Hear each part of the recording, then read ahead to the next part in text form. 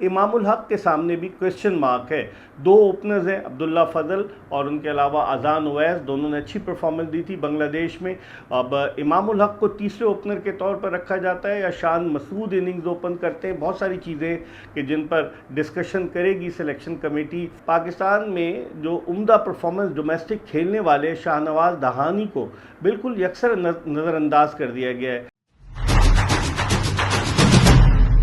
بسم اللہ الرحمن الرحیم، السلام علیکم۔ اپنے یوٹیوب چینل MIB سپورٹس پر میں ہوں مرزا اقبال بیگ۔ پاکستانی کرکٹ ٹیم کا بلکہ ممکنہ کھلاڑیوں کا تربیتی کیمپ جو سمر کیمپ کا جسے نام دیا گیا تھا، جس میں تقریباً 50 کے لگ بھگ کھلاڑیوں نے حصہ لیا، وہ آج اپنے اختتام کو پہنچا۔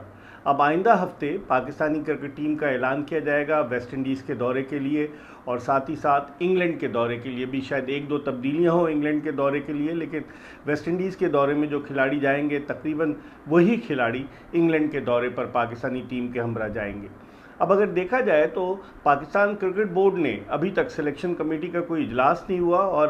صرف سوشل میڈیا پر خبریں جو ہیں وہ گردش کر رہی ہیں۔ جو PCB کے میڈیا ڈپارٹمنٹ نے اب تک اس حوالے سے کوئی وضاحت نہیں کی ہے، اور کہا یہی جا رہا ہے ہر چینل پر ایک ہی ٹیم کا پتہ چل رہا ہے کہ کیا ٹیم ہے، تو کیا ٹیم پہلے لیک ہو گئی ہے، اس کا بھی نوٹس لینا ہوگا PCB کے چیئرمین محسن نقوی کو، جو خود اتنے مصروف ہیں، تو انہیں نوٹس لینا ہوگا کہ کھلاڑیوں کے ناموں کے اعلان پہلے سے ہوتا لگ رہا ہے، حالانکہ آفیشلی پاکستان کرکٹ بورڈ کو اعلان کرنا چاہیے۔ اور جس طرح میں نے اپنے پچھلے ویلاگز میں کہا کہ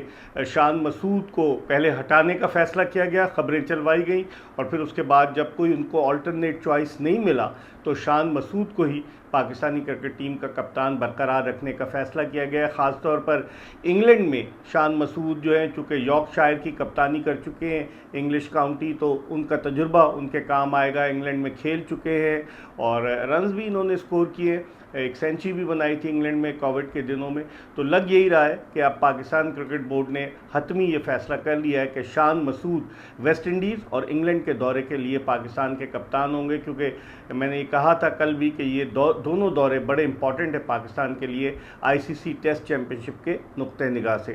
تو اگر پاکستانی ٹیم کی بات کی جائے تو وہ ٹیم کہ جس نے بنگلہ دیش کا دورہ کیا تھا اور اسے بنگلہ دیش کے ہاتھوں دونوں ٹیسٹ میچز میں ڈھاکہ اور سلہٹ میں شکست کا سامنا کرنا پڑا تھا، اس ٹیم کے کئی کھلاڑیوں کو ڈراپ کر دیا جائے گا۔ ابھی تک اس بات کا حتمی فیصلہ نہیں ہوا کہ محمد رضوان ان کے تجربے کا فائدہ اٹھایا جائے گا انگلینڈ میں یا نہیں، کیونکہ آج جو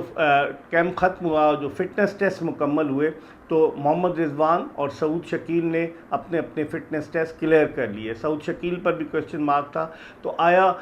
ویسٹ انڈیز اور انگلینڈ کے دورے کے لیے محمد رضوان کو برقرار رکھا جائے گا یا دو نئے وکٹ کیپر جن میں غازی غوری اور روہیل نذیر کے نام شامل ہیں وہ ٹیم کے ساتھ جائیں گے؟ حالانکہ سعد بیگ جس نے اتنی اچھی پرفارمنس دی تھی ڈومیسٹک کرکٹ میں، 1000 سے زیادہ رنز پاکستان انڈر-19 کی کپتانی کر چکے ہیں، ان کو یکسر نظر انداز کر دیا گیا۔ یہ پاکستان کرکٹ کا وتیرہ رہا ہے کہ نوجوان کرکٹرز کو کہ جو اپنی صلاحیتوں کے بلبوتے پر بغیر کسی سفارش کے آگے آ کر پاکستان کا سبز ہلالی پرچم سر بلند کرنا چاہتے ہیں، انہیں یکسر نظر انداز کر دیا جاتا ہے۔ اب جو ٹیم بنگلہ دیش کے دورے پر گئی تھی، اس ٹیم سے کہا یہی جا رہا ہے کہ اس ٹیم سے حسن علی کو ڈراپ کر دیا جائے گا، اس کے علاوہ شاہین شاہ آفریدی بھی جو اس ٹیم میں شامل تھے وہ اس مرتبہ ویسٹ انڈیز کے دورے کے لیے پاکستانی ٹیم میں شامل نہیں ہوں گے۔ امام الحق کے سامنے بھی کویشچن مارک ہے۔ دو اوپنرز ہیں، عبداللہ فضل اور ان کے علاوہ اذان اویس، دونوں نے اچھی پرفارمنس دی تھی بنگلہ دیش میں۔ اب امام الحق کو تیسرے اوپنر کے طور پر رکھا جاتا ہے یا شان مسعود اننگز اوپن کرتے ہیں، بہت ساری چیزیں کہ جن پر ڈسکشن کرے گی سلیکشن کمیٹی۔ سعود شکیل کا بھی ان کی فارم بھی آؤٹ آف فارم ہے، ان کے پر بھی کویشچن مارک ہے، لیکن کہا ہی جا رہا ہے کہ سعود شکیل چونکہ بڑے تجربہ کار ہیں تو اس لیے انہیں پاکستانی ٹیم میں منتخب کیا جائے گا۔ فاسٹ بولنگ کے شعبے میں جو نام سامنے آئے ہم نے کل بھی آپ کو بتایا، چونکہ نسیم شاہ بھی نہیں ہوں گے اور اس کے علاوہ شاہین شاہ آفریدی بھی نہیں، حسن علی بھی نہیں، تو پھر محمد عباس جن کا بڑا وسیع تجربہ ہے، 110 وکٹیں محمد عباس نے ٹیسٹ کرکٹ میں لی اور کافی عرصے سے وہ کاؤنٹی کرکٹ کھیل رہے ہیں، اور انگلش کنڈیشنز میں محمد عباس مخالف ٹیم کے لیے وبال جان ثابت ہو سکتے ہیں، تو محمد عباس کو شامل کیا جائے گا۔ ان کے علاوہ خرم شہزاد جن کی سپیڈ بالکل کم ہو گئی تھی بنگلہ دیش کے دورے میں، 126 125 پہ آ گئے تھے، وہ بھی اس ٹیم میں شامل ہوں گے ویسٹ انڈیز کے دورے کے لیے۔ محمد علی جو فاسٹ بالر ہیں وہ بھی شامل ہوں گے، اور پھر عبید شاہ کا بھی نام لیا جا رہا ہے۔ لیکن پاکستان میں جو عمدہ پرفارمنس ڈومیسٹک کھیلنے والے شاہ نواز دہانی کو بالکل یکسر نظر انداز کر دیا گیا ہے۔ شاہ لطیف بھٹائی کی دھرتی سندھ سے تعلق رکھنے والے شاہ نواز دہانی نے ڈومیسٹک کرکٹ میں اچھی پرفارمنس دی ہے۔ وہ آئے، بعض ان کی اپنی بھی غلطیاں تھیں جس کی وجہ سے وہ پاکستانی ٹیم سے باہر ہو گئے، ان کا فوکس بجائے کرکٹ کے کہیں ادھر ادھر ہو گیا۔ تو اب دیکھتے ہیں کہ شاہ نواز دہانی کو سلیکٹ کیا جاتا ہے، یعنی بظاہر تو یہی لگ رہا ہے کہ شاہ نواز دہانی پر عبید شاہ کو تجدید دی جائے گی، لیکن شاہ نواز دہانی کا جو فرسٹ کلاس کرکٹ کا تجربہ ہے وہ ان کے کام آ سکتا ہے۔ اسی طرح سندھ کے ایک اور فاسٹ بالر مشتاق کلوڑو، فی الحال تو ان کا کوئی چانس نہیں، لیکن ان کو مواقع ملنے چاہیے پاکستان اے یا پاکستان شاہین کی جانب سے۔ پھر اسپن بولنگ کے شعبے میں اب یہ کہا جا رہا ہے کہ نعمان علی کو، جنہوں نے 4-5 سال پہلے اپنے کیریئر کا آغاز کیا تھا، شاید انہیں خدا حافظ کہہ دیا جائے، اور علی عثمان کو، جن کا تعلق خیبر پختونخوا سے، لیفٹ آرم اسپنر، ان کو پاکستانی ٹیم میں شامل کیا جائے۔ تو اب دیکھتے ہیں کہ کمبینیشن کیا بنتا ہے پاکستانی کرکٹ ٹیم کا ویسٹ انڈیز کے دورے کے لیے، کیونکہ میں نے آپ کو بتایا تھا کہ ویسٹ انڈیز نے